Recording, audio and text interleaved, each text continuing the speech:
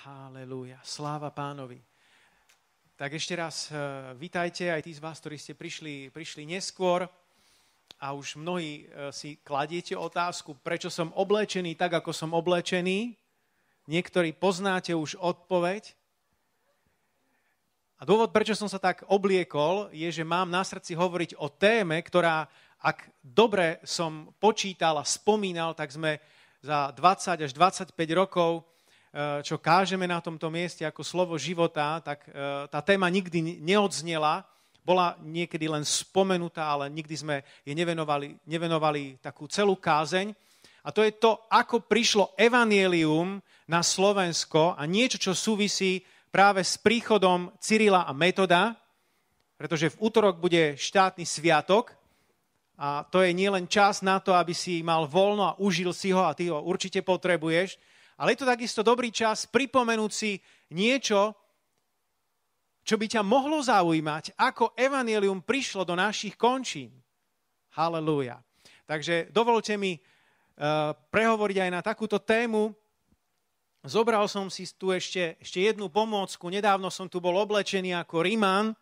V tomto sa cítim ďaleko lepšie, prirodzenejšie. Bratia, ak by ste pred 1000 rokmi sa pohybovali na tomto území, nebol by si v peknej košele a v nejakých lakovkách, ale mal by si onuce, takéto sandále. Takto vyzerali Slovania pred približne 1000 rokmi. To bolo približne ako by sme si ich mohli predstaviť. Toto si položím, ale namiesto mobilu nosili niečo takéto.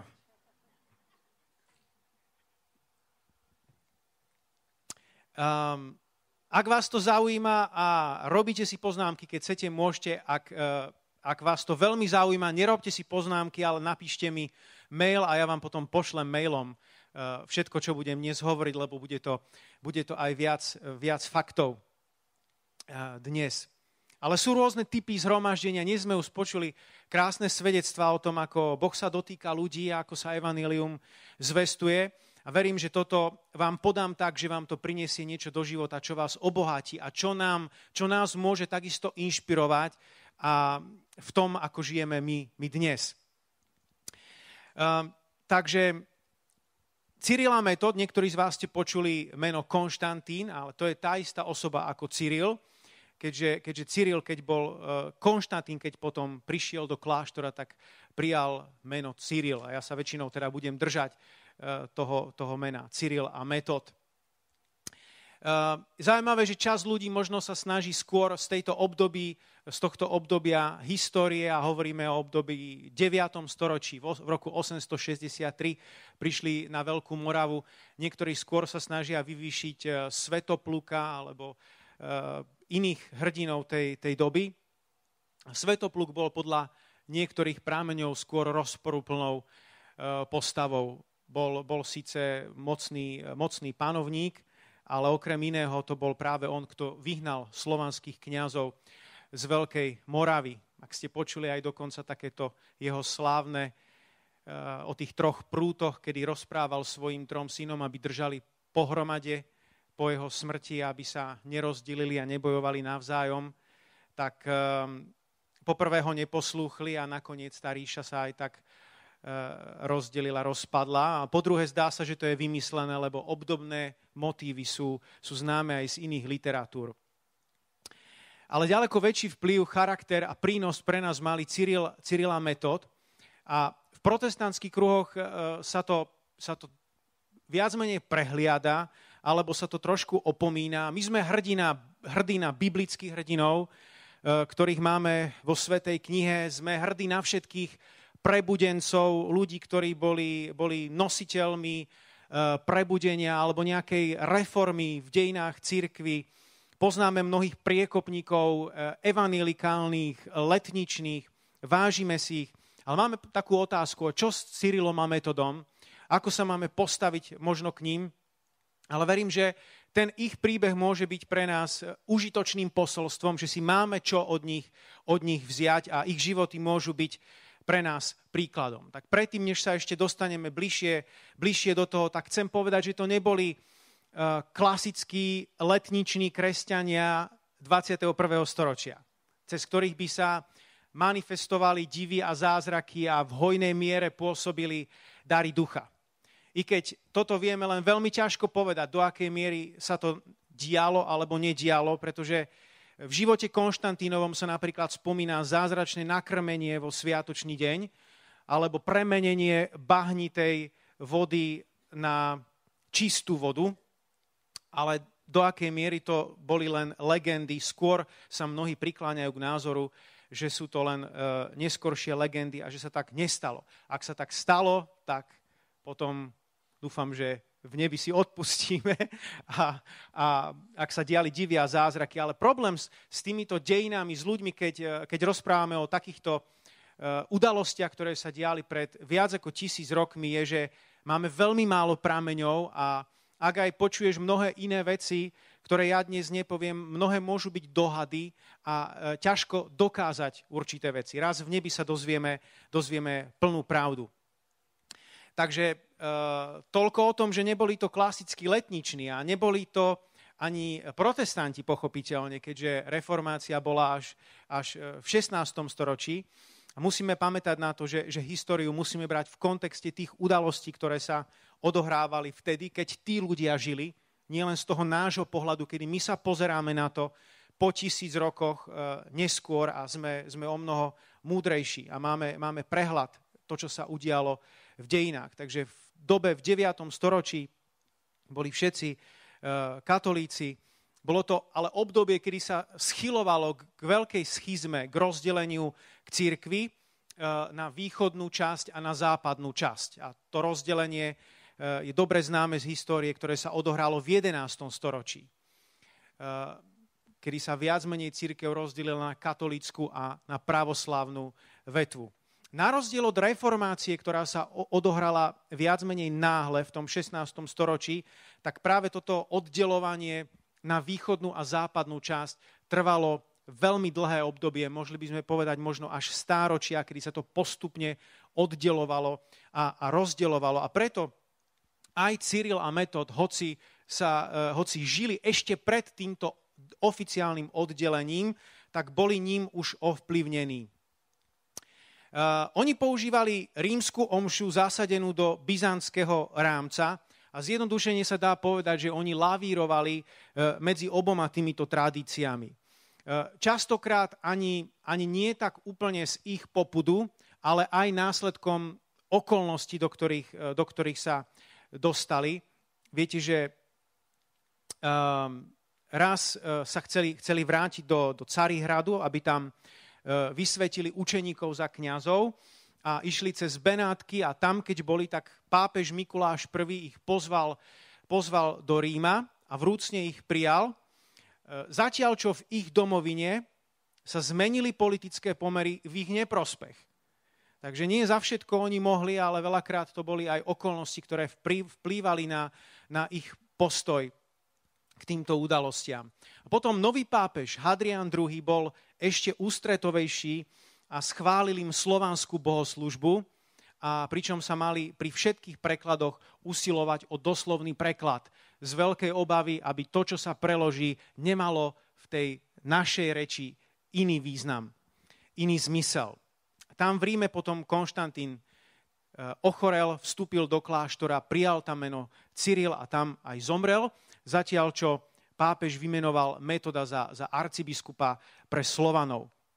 Bez pochyby ich príchod je z hľadiska histórie nás, Slovákov, alebo vôbec Slovanov, výrazný, ak nie naozaj najvýraznejší medzník v našich dejinách. Takže toľko na taký širší úvod a chcel by som začať takouto otázkou, aké silné bolo kresťanstvo na našom území pred ich príchodom. Častokrát sa používa to označenie, že Cyril a Metod ako vierozvescovia, ale pravda je, že oni neboli tými prvými, ktorí evanjelium priniesli na naše územie, pretože kresťanstvo už bolo v akejsi podobe na našom území rozšírené. A to je niečo, čo je veľmi zaujímavé, aspoň chvíľku sa nad tým zamyslieť. A bolo by to úžasné mať tú možnosť a preniesť sa trochu v stroje času a vidieť na vlastné oči, zažiť to, aké to asi bolo, keď sa zo Slovanov, z pohanov stávali kresťania. Ktorí boli tí misionári, ktorí prichádzali ako prví, tí, ktorí to mali najťažšie, čomu museli všetkému čeliť. To, že Cyril a Metod to evanjelium nepriniesli, ale že tu už evanjelium zvestované bolo, je zrejmé zo slov panovníka Rastislava, ktorý adresoval list cisárovi Michalovi III. Prišli k nám učitelia, mnohí kresťania z Vlách i z Grécka i Nemiec, učiac nás rozlične, ale my Slovieni sme prostý ľud a nemáme, kto by nás napravil na pravdu a zmysel vyložil. Takže z tohto môžeš usudzovať a trochu si predstaviť tú situáciu, ktorá bola v 9. storočí na tomto území. Príchod Slovanov na naše územie sa kladie približne do 5. storočia, do prostredia, ktoré bolo silne ovplyvnené rímskou kultúrou. A vieme, že v Rímskej ríši sa rozšírilo kresťanstvo a medzi mnohými, ktorí rozširovali kresťanstvo, boli nielen apoštoli a potom ich následovníci, ale aj bežní ľudia. Boli to aj rímski vojaci, aj obchodníci. Takže je dosť možné, že niektorí vojaci, ktorí mali svoje jednotky aj v týchto oblastiach, tá rímska, severná hranica Rímskej ríše, ako viete, tak siahala k Dunaju, to bola severná hranica takzvaného toho rímskeho limes Romanus. A niektorí títo rímski vojaci mohli už zdieľať evanjelium, ale v oveľa väčšej miere to mohli byť práve obchodníci, ktorí rozširovali evanjelium. Avšak toto už sa dostávam teraz trochu na bázu dohadov a nie faktov, lebo na toto chýbajú relevantné historické dôkazy. V každom prípade, čo je však jasné, že ovplyvňovanie kultúr a jazyka už veľmi silno fungovalo v tomto období. Napríklad slovo mlyn sme prevzali z latinčiny molinum. A takisto my sme obohacovali iné jazyky. Napríklad slovami ako veverica, latinský vivera, hej, takisto kuna, pretože to boli platidlá. My sme tu mali lesy a tu boli lovci a boli tu kožušiny a pre nás to boli platidlá a keď prichádzali obchodníci, tak sa museli naučiť tieto slová a potom ich prevzali do svojich jazykov. V každom prípade myslím si, že to nie je len nejaká fráza, ale je to fakt, že toto územie bolo svojím spôsobom strategické, pretože prechádzalo tadiaľto Jantárová cesta a boli tu časté obchodovania. Slovania, akí boli pred tým, než prijali kresťanstvo? Slovania boli bojovníci. Nebol to žiadny holubičí národ a sú o nich písané niektoré príhody, ktoré sa stali, ako sa správali. Zajatcov priviazali na koli a ubíjali ich ako psov alebo hadov. Zvádzali kruté boje v tejto oblasti. Také najznámejšie možno v 7. storočí to bolo s Avarmi, ale celé 5. a 7. storočie, ako viete, bolo v Európe sťahovanie národov, kedy sa to tu mlelo a tie národy sa miesili, presúvali. Takže to bol jeden boj za druhým a každý ten národ si hľadal svoje miesto, svoje územie na prežitie. V 7. storočí dochádza k vytvoreniu Samovej ríše. Dôvod, prečo to zmieňujem, je, že práve v tomto období nám Fredegarova kronika, ktorá je asi skoro jediný zdroj z tohto ranného obdobia, nám zanecháva zaujímavý odkaz, ktorý je dôležitý pre vás a mňa. Je to odkaz o mníchovi Anandovi, ktorý v roku 630 prekročil Dunaj s úmyslom zomrieť tu ako mučeník. A keď som čítal tento prameň, tak až mi poskočilo srdce a hovorím si, aha, tak toto je snáď ten prvý misionár, ktorý je dokázateľný historicky, ktorý prišiel na toto územie v čase, kedy ešte nebolo nič vybudované, kedy sa nemohol oprieť o nejaké zázemie, kedy sa nemohol oprieť o nejakých vládárov, ale kedy prišiel naozaj medzi divokých pohanov a prišiel naozaj nie s nejakými politickými úmyslami, ale Prišiel s úmyslom zomrieť tu ako mučeník. Bol pripravený na všetko.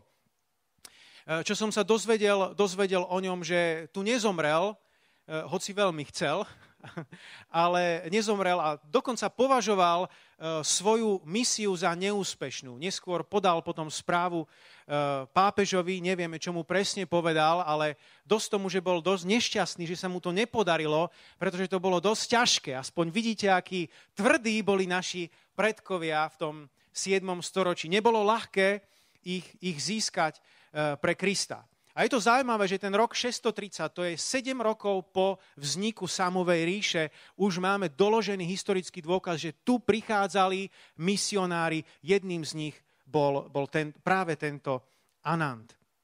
A ja premýšľam o mnohých ďalších misionárov a verím, že aj tebe môže niekedy takéto niečo napadnúť, ktorí prišli na toto územie a platili cenu, dali všetko, čo mali. Možno niektorí zomreli naozaj ako mučeníci. Niektorí obetovali svoj čas, svoj život, svoje financie, samých seba, len preto, aby Slovania mohli uveriť. A verím, že to sú tí skutoční hrdinovia, ktorých mená nepoznáme. Ale raz sa v nebi o nich dozvieme a verím, že majú veľkú odplatu v nebesiach. Amen.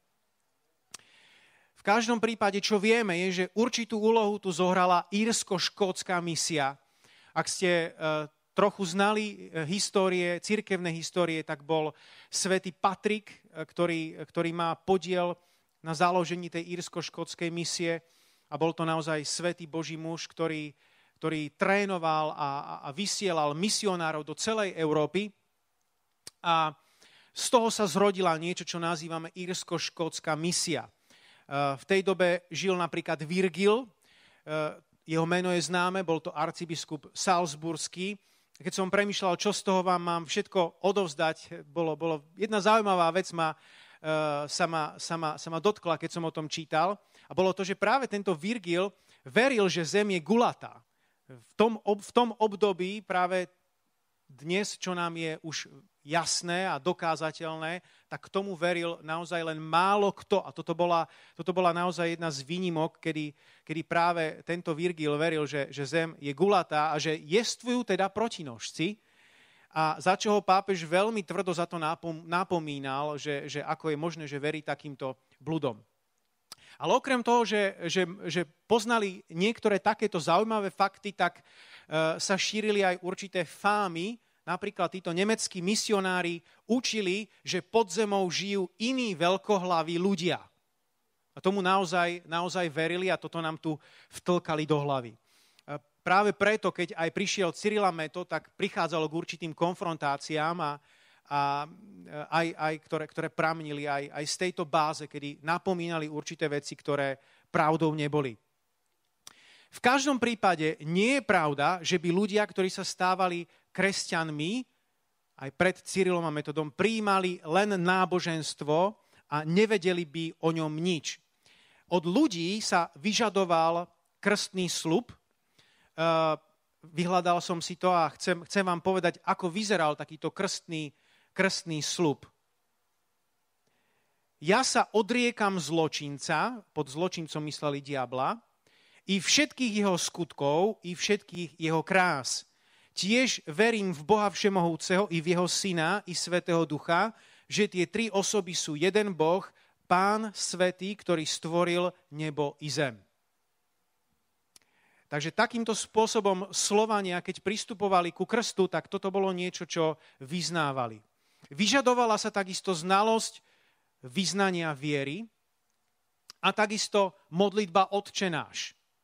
Ja sa vám teraz pokúsim to prečítať po starosloviensky, modlitbu Otče náš. Otče náš, ižej si na nebesech, da svietiť se ime Tvoje, da prideť cesárstvo Tvoje, da bodeť voľa Tvoja, jako na nebese i na zemli. Chlieb náš násoštný daj nám dnes i odpusti nám dlgy naše, jako i my odpušťajem dlžníkom našim. I nevedí nás v nápasť, no i zbaví ní od nepriazni. Takže takýmto spôsobom to je prepis z z tej hlaholiky do našeho jazyka. Samozrejme, moja výslovnosť určite nebola dokonalá, ale aspoň som sa pokúsil. Takisto potrebovali poznať spovednú formulu. A kňazi im všetky tieto veci, ktoré som vymenoval, im to museli vedieť vysvetliť. Čiže nie je to úplne pravda, že oni len ich niekto násilím pokrstil a nevedeli o ničom, ale je tam vidieť nejaký proces spoznávania toho, čo evanjelium v skutočnosti bolo. Dôvod, prečo to spomínam, je ten, že keď prišiel Cyril a Metod, tak oni, i keď svojím spôsobom konfrontovali franských kňazov, tak, alebo respektíve tí kňazi ich, viac menej aj tak na ich prácu a službu nadviazali. Pretože už existovali do staroslovenčiny preložené tieto základné modlitby, tieto vyznania a Cyril s Metodom ich neprerábali, ale prevzali ich a neprekladali znova. Okrem talianskej misie bola v našich končinách činná bavorská misia. Pochopiteľne jazykom, ktorým sa vtedy hovorilo, nebola angličtina, ale ten jazyk, ktorý bol najviac rozšírený, bola latinčina. To bol náboženský, liturgický jazyk, ktorý sa vo všeobecnosti používal a takisto to bol jazyk misionárov. Už pred príchodom Cyrila a Metoda boli na našom území prvé kostoly, napríklad v roku 830 v Nitre, čo je ďalší dôkaz toho, že kresťanstvo tu už zapustilo určité korene. Čo je takisto zaujímavé a čo by vás mohlo zaujímať, je, že s tým, ako rástlo to kresťanstvo práve pred príchodom Cyrila a Metoda a získavalo viac a viac nasledovníkov, tak si to skúste predstaviť, že tí pohania, ktorí boli zvyknutí na čáry, boli zvyknutí na pohanských bohov, tak oni sa toho postupne potrebovali zbavovať. Z toho dôvodu tí misionári, ktorí tu pôsobili, tak upravili čiastočne ich zarieknutia a používali ich ako kresťanské modlitby. Čítal som jeden príklad a musím povedať, že nemal som z toho vôbec dobrý pocit. Na druhej strane, v tých najzávažnejších prípadoch boli kresťania nekompromisní. Pri slávnostiach, ako bolo napríklad vynášanie moreny alebo detka na jar, vajanské slávnosti rusadiel, alebo pri spievaní starých koliet v období zimného slnovratu. Pripomínam, že to neboli koledy k Ježiškovi, ale to boli určité špecifické pohanské koledy. Tak v týchto prípadoch, ktoré som vymenoval, tak boli k ním veľmi prísni a museli sa týchto vecí zriecť. Nie len, že keď ich zistili, že v tom pokračujú, tak ich napomenuli, ale dostali aj trest. A chcem vám prečítať, aký trest dostali, pretože to ma napríklad zaujalo, keď som o tom čítal. Ak niekto v prvý deň ide na koledu, hovoríme o tých zlých pohanských koledách, v januári, ako prvú pohania činili, 3 roky nech sa pokajá o chlebe a vode. 3 roky o chlebe a o vode. V 9. storočí potom vzniká Veľkomoravská ríša, do ktorej práve prišli Cyril a Metod. Takže toto bolo, snažil som sa vám približiť to obdobie pred nimi a teraz poďme do tohto obdobia, v čom je ich veľký prínos. Tak mám to rozdelené na niekoľko bodov. Ten prvý bod je ten, že vytvorili hlaholiku. Pomenovanie hlaholika inak vzniklo v Chorvátsku podľa slovesa glagolati, vo význame hovoriť. A nebolo to úplne nové písmo, ale bolo to niečo, na čo oni nadviazali. To, ako to presne bolo, vystihuje mních Chrabr, Metodov žiak, a ja vám prečítam jeho citát. Prv však Slovieni nemali knihy, písmená, ale z črt a zárezov čítali a hádali súc ešte pohanmi. Pokrstiac sa pokúšali sa rímskymi a gréckymi písmenami písať sloviensku reč bez poriadku. A tak bolo po mnohé roky. A problém bol v tom, že my sme mali niektoré špecifické písmená, teda zvuky, ktoré vydávame ako č, š, ž a podobne, na ktoré neexistoval ekvivalent v gréčtine. A preto bola tu potreba vytvorenia tejto novej reči. Pozor, hlaholika nie je cyrilika. Niekedy sa to zamieňa, alebo ľudia zo zahraničia si to mýlia, stretol som sa s tým. Ale cyrilika vznikla o pár desiatok rokov neskôr. Je o niečo možno známejšia, pretože viac pretrvala, alebo respektíve sa transformovala na niečo, čo je používanejšie. Poďme späť k hlaholike. Hlaholika. Keď vytvárali písmená v hlaholike, niektoré písmená dokonca dali im symbolický význam práve pre ten účel evangelizácie, ktorý takisto sledovali. Tak napríklad písmeno S bolo myslené, že S ako slovo a tvoril ho znak trojuholníka, na vrchole ktorého bol kruh. A vysvetľovali to tak, údajne, že S ako slovo znamená, že je to večné ako kruh, Boh je večný a zároveň slovo sa stalo telom a teda Ježíš je jedna z osôb Božej Trojice. Takže to je taký ten prvý ich prínos, že vytvorili hlaholiku. Ja myslím, že už len kvôli tomuto si zaslúžia určitý rešpekt a úctu, ak by už nič iné nám Slovanom nepriniesli. Ale to bola samozrejme len jedna z vecí, ktorou to však začalo. Druhý ich prínos je v tom, že preložili Bibliu a mnohé iné texty do staroslovenčiny. Ja prečítam niečo z Proglasu, jeden citát, ešte budem o ňom hovoriť podrobnejšie a len krátko, Proglas to nie je nejaká šunka, čo si kúpiš, ale to je báseň, ktorú napísali. Počúvajte toto. Lebo sú bez kníh nahé všetky národy, bo nemôžu sa boriť v boji bez zbroja s protivníkom a duši našich záhubcom odsúdené sú večnej muke za korisť. A iný citát z Proglasu. Bo také ústa, ktoré sladko znecítia, človeka činia, ako by bol z kameňa. A ešte väčšmi od človeka z kameňa je mŕtva duša, každá duša bez písmen. Takže týmito slovami sa snažili vystihnúť tú dôležitosť písaného slova, dôležitosť toho mať abecedu, ovládať, čítať, písať. A je veľmi zaujímavé, že keď Cyril zložil písmená, tak ako prvú vec napísal, viete čo? Ján 1.1. Na počiatku bolo slovo. To slovo bolo u Boha a to slovo bol Boh. Tým začal. Halelúja.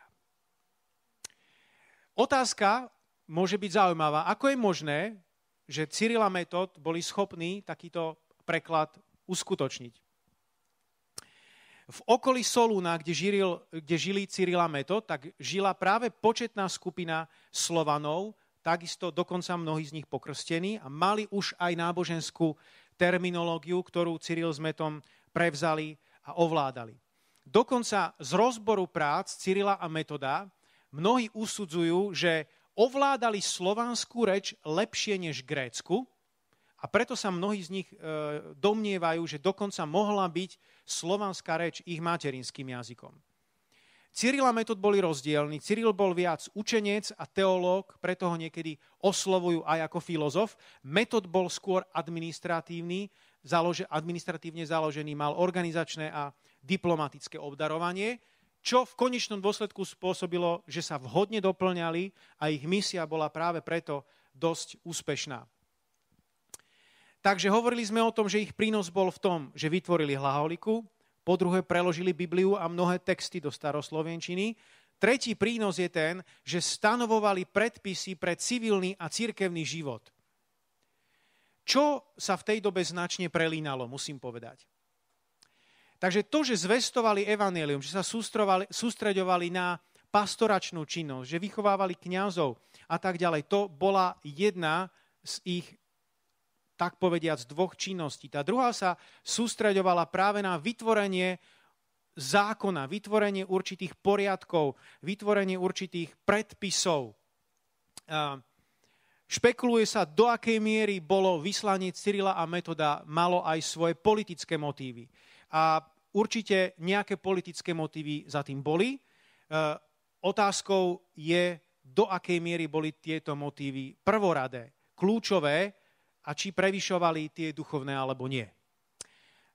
Je však pravdepodobné, že pánovník Rastislav chcel nezávislosť svojej ríše a chcel vylúčiť ten vplyv bavorských biskupov a teda potreboval niekoho, kto okrem kresťanskej zvesti, ktorá tam už je a ktorú si prijal, aby bola ešte viac rozšírená, kto prinesie a stanoví aj určité zákony a predpisy, čo by mu pomohlo v tom, aby tá ríša mohla byť viac usporiadaná a samostatná. Keď som čítal tento civilný zákonník, bolo to celkom zaujímavé čítanie. A ako som spomenul, on je viac menej napojený na cirkev a je plný trestov, plný pôstnych trestov. Takže chcem vám prečítať jednu citáciu, aký postih bol pre smilníka. Smilník nech stojí vonku pred Božím chrámom 2 roky počas omše a 2 roky nech vchádza do kostola po sväté evanjelium a ďalej nech vonku stojí a počúva omšu. Ďalšie 2 roky doverím v jedného Boha a 7. rok na celej nech stojí, ale nech neprijíma, ale skončiac 7 rokov, na 8. rok nech hostiu prijíma. Treba nejesť, len chlieb a vodu 7 rokov. Aby ste aspoň mali akú takú predstavu o tom, ako fungoval zákon v tej dobe a aký vedeli byť prísny, zvlášť Metod bol v tejto oblasti veľmi prísny. Cyril bol viac pastoračne ladený a mal evangelizačne, kdežto Metod sa práve sústreďoval na tvorbu týchto zákonov. Takže to je tretí prínos, stanovenie určitých predpisov pre civilný i cirkevný život. Štvrtý prínos je, že budovali učeníkov. Vieme, že nástupcom Metoda po jeho smrti bol Gorast, ale spomínajú sa v histórii aj ďalšie mená, ako napríklad Kliment alebo Sáva.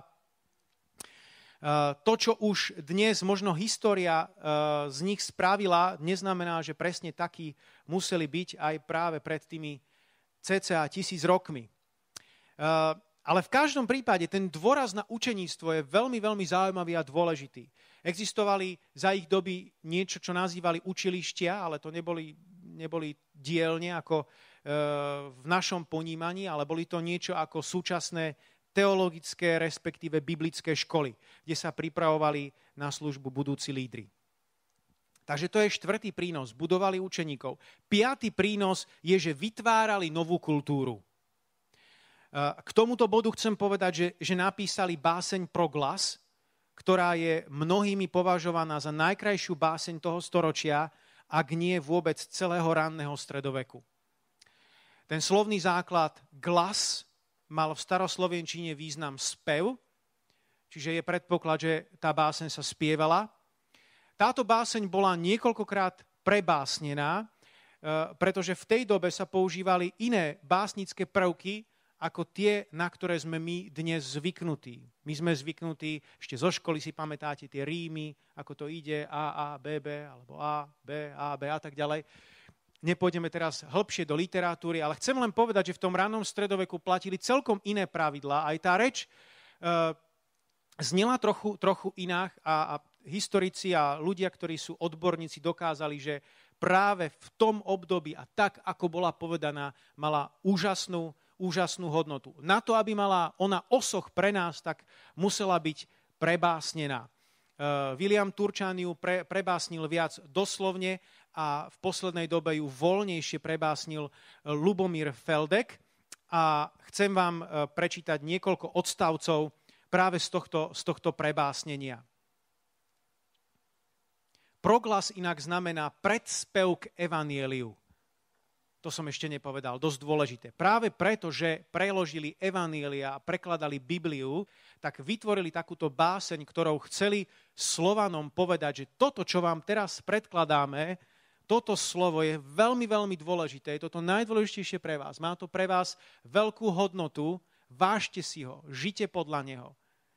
Nasledujte Ježiša. A práve na to bola zložená táto báseň Proglas ako určitý predspev k evanjeliu. Som spev pre svätým evanjeliom. Ako už od prorokov máme chýry, národy budiť Kristus príde raz. Lebo je svetlom, čo sa svetom šíri. Dnes v 7. tisícročí je ten čas.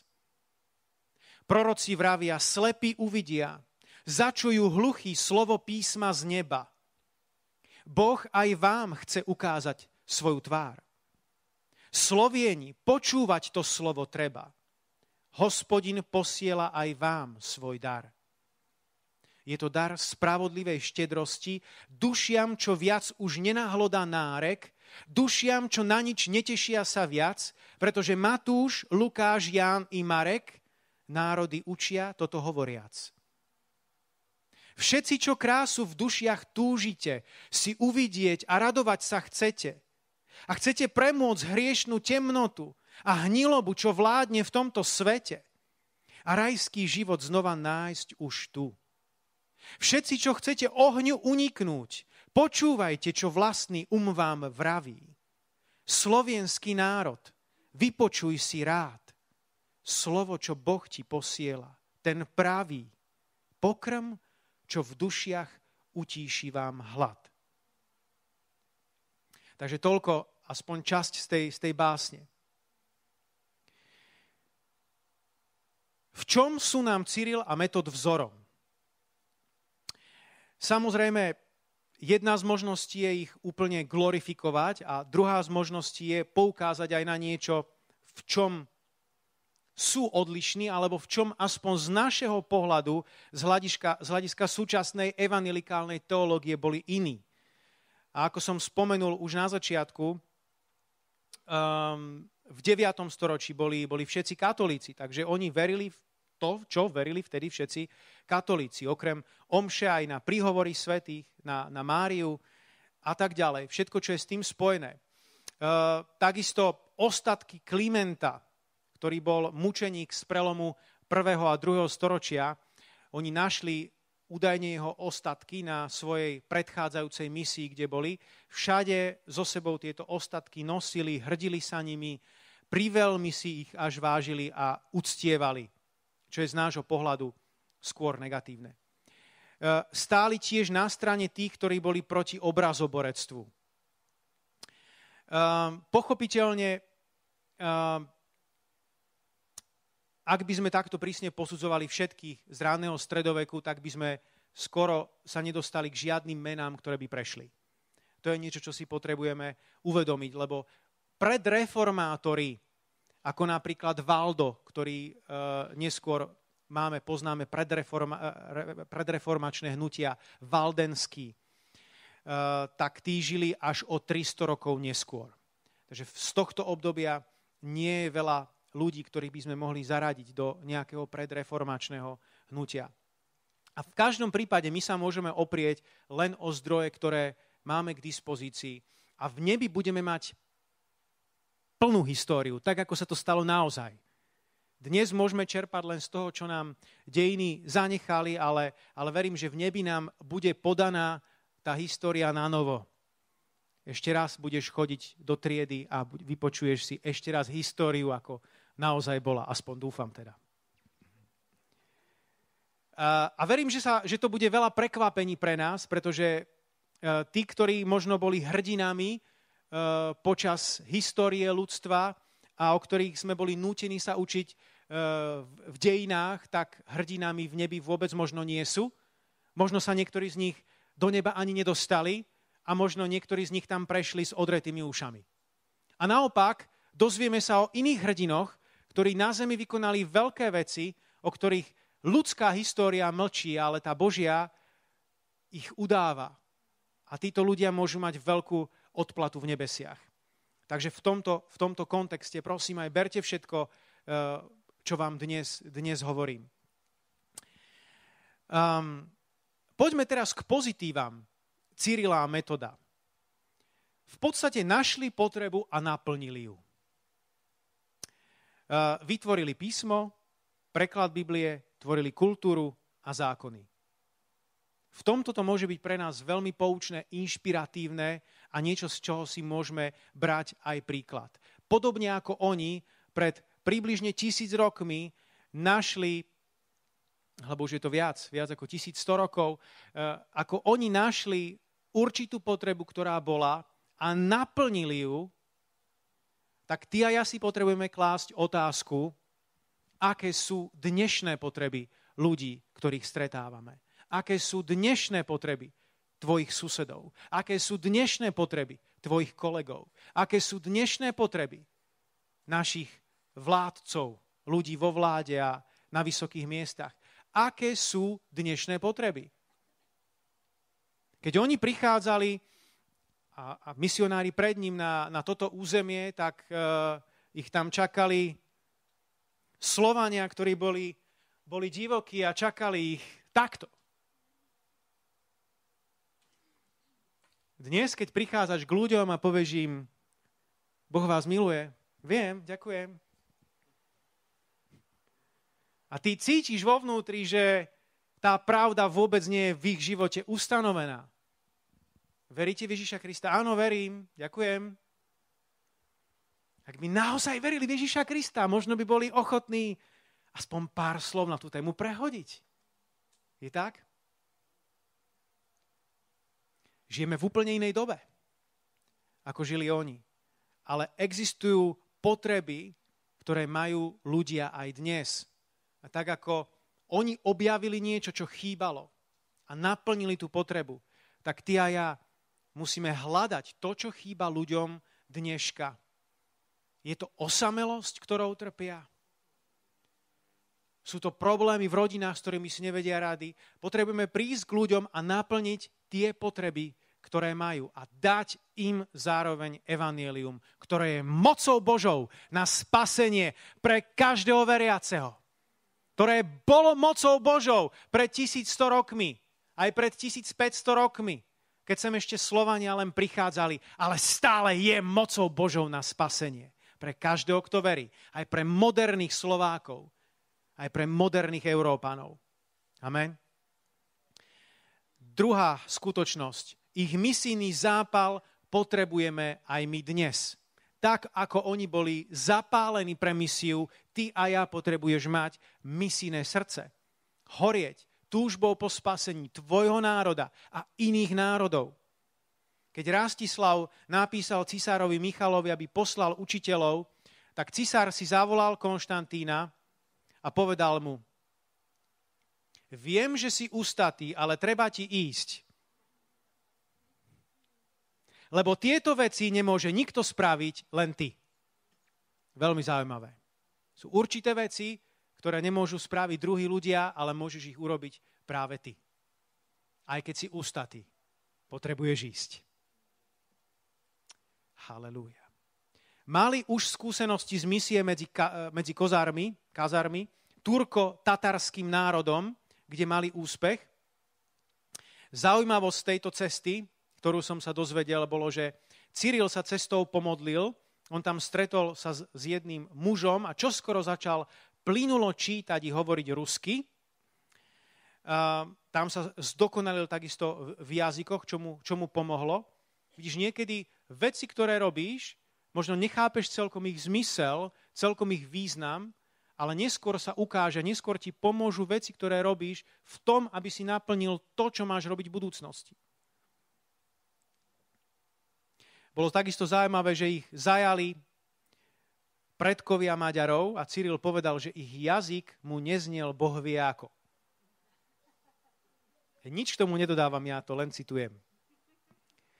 Európa potrebuje znova evangelizovať. Tak, ako bolo treba evangelizovať Slovanov v 7., 8., 9. storočí, tak dnes ľudia v Európe potrebujú znova počuť evanjelium. To je dôvod, prečo sa modlíme. To je dôvod, prečo kážeme, prečo ideme niekedy rozdávať letáky, kedy chceme ľuďom poslúžiť, chceme im pomôcť, chceme sa modliť za chorých. Pretože Európa znova potrebuje počuť jasné evanjelium o tom, že Ježiš Kristus zomrel, vstal z mŕtvych, žije a ľuďom môžu byť odpustené hriechy a môžu byť zbavení všetkých okov. Môžu byť zbavení všetkých závislostí. Ježiš Kristus je uzdraviteľ, vysloboditeľ a spasiteľ. Amen. Halelúja. Sláva Pánovi. Mnohí sa skrývajú v našich končinách za kresťanstvo, ale my vieme, že to, čo tu zostalo, je len určité kresťanské povedomie a história, na ktorú sa niekedy s hrdosťou odvolávajú aj tí, ktorým je viera úplne cudzia. Ale my dnes budeme kázať a žiť osobné, živé kresťanstvo. Amen. Tretí bod, v čom je ich pozitívum, už sme hovorili, že našli potrebu a naplnili ju. Ich misijný zápal potrebujeme aj dnes. A tretia vec, budovali učeníkov. Spomínali sme Gorazda a niektorých ďalších. Otázka je, buduješ aj ty učeníkov, alebo sa zameriavaš len na svoju službu, len na to, aby si ty naplnil svoj zámer, svoje poslanie, ktoré má Boh pre teba. Áno, usiluj sa naplniť Božie poslanie pre svoj život, ale zároveň dbaj na to, aby si zveroval, aby si bol s ľuďmi, ktorým budeš môcť odovzdávať to, čo Boh dal z Božej milosti už tebe. Aby ak ťa Pán zaveje už niekde inde, alebo si ťa povolá k sebe, alebo čokoľvek sa stane s tebou, alebo pôjdeš do nejakej inej služby, iného mesta, iného národa, aby tu boli ďalší ľudia, ktorí budú môcť pokračovať v tom, čo Pán zveril tebe. Halelúja. A posledný, štvrtý bod, ktorý som si napísal, je, že nikdy sa nevzdali. A v tomto sú pre nás úžasným príkladom. Ich protivníci im boli stále v pätách. Ak čítate tie ich príbehy, tak to bolo naozaj, ako Pavol hovorí, ako osteň, ktorého sa nemohli zbaviť. Raz jeden, raz druhý. Keď začali s tými slovanskými bohoslužbami, tak pápež im písal, počuli sme, že omše spievaš v barbarskej reči. Rozumej, slovenskej. Treba dodať, že neskôr sa ich pápež zastal a ustanovil to oficiálne, že to je možné, ale v podstate celý život sa preli s tzv. Trojjazyčným bludom, ktorý bol v tej dobe veľmi rozšírený. A to bola určitá doktrína, ktorá uznávala za také tie sveté len 3 jazyky. Gréčtina, hebrejčina a latinčina.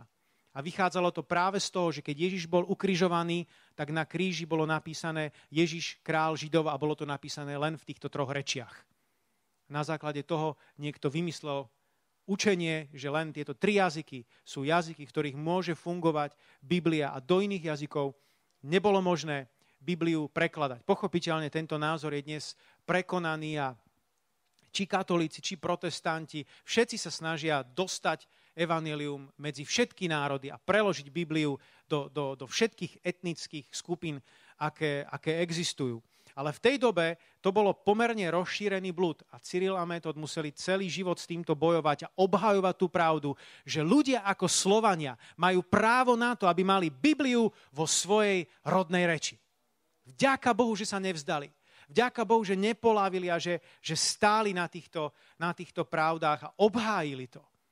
Sláva Pánovi. Ďalší boj, ktorý celý život zvádzali, boli s franskými kňazmi, ktorí sa cítili nimi ohrození, ktorí brali toto územie zároveň ako svoje teritorium vplyvu a nechceli sa ho vzdať a videli v Cyrilovi a Metodovi konkurenciu.